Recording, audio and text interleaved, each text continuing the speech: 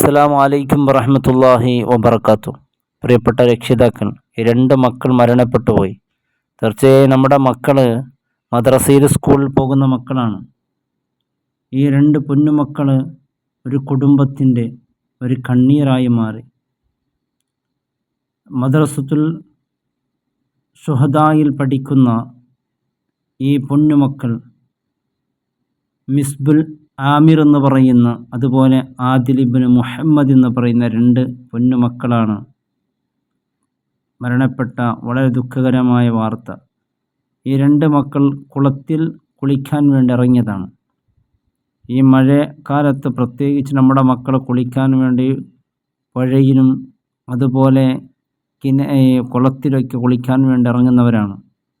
ആ കുളിക്കുന്ന സമയത്ത് ആ പുഴയുടെ ആഴമൊന്നും അവർക്കറിയില്ല.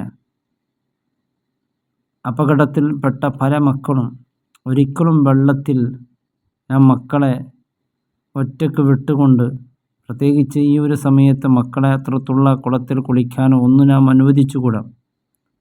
കാരണം ഒരു നിമിഷത്തിൻ്റെ അശ്രദ്ധ കൊണ്ട് പിന്നെ മരണം വരെ കണ്ണീരിൽ കഴിയേണ്ടി വരും.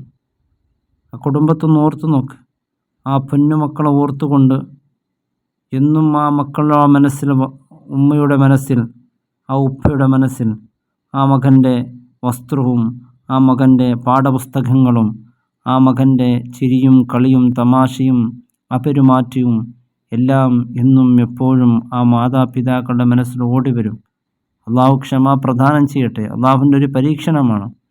എന്നാൽ നമ്മുടെ ഭാഗത്തു നിന്നുള്ള ശ്രദ്ധക്കുറവ് കൊണ്ട് തീർച്ചയായും ഒരിക്കലും ഒരു അപകടവും സംഭവിക്കരുത്. നമ്മുടെ മക്കൾ മദ്രസ സ്കൂളിലേക്കൊക്കെ പോകുമ്പോൾ സ്കൂളരികത്ത് പോകുന്ന സമയത്ത് ചില തോടുകളിലൊക്കെ വെള്ളം പോകുന്നുണ്ടാകും. അത്തരത്തിലുള്ള സാഹചര്യമുള്ള സ്ഥലങ്ങളാണെങ്കിൽ മക്കളെ നാം തന്നെ കൊണ്ടുപോയി വിട്ടു വരണം. പിഞ്ചുമക്കളെ വെള്ളം കാണുമ്പോൾ അവർക്കൊരു ആവേശമാണ് ആ വെള്ളത്തിലൊന്ന് ചാടണം, കളിക്കണമെന്ന്. ആ വെള്ളം എത്രത്തോളം കുഴിയുണ്ടെന്നവർക്കറിയില്ല. പെട്ടെന്നാണ് അപകടം ഓടിയെത്തുന്നത്. അള്ളാഹ് നമ്മുടെ പൊന്നുമക്കളെ കാക്കണേ റബ്ബേ. എൻ്റെ പ്രത്യേകമായ അഫ്നിയത്ത് മക്കൾക്ക് നൽകി അനുഗ്രഹിക്കണേ അല്ലാഹ്. അസ്സലാമു അലൈക്കും വറഹ്മത്തുള്ളാഹി വബറകാതുഹു.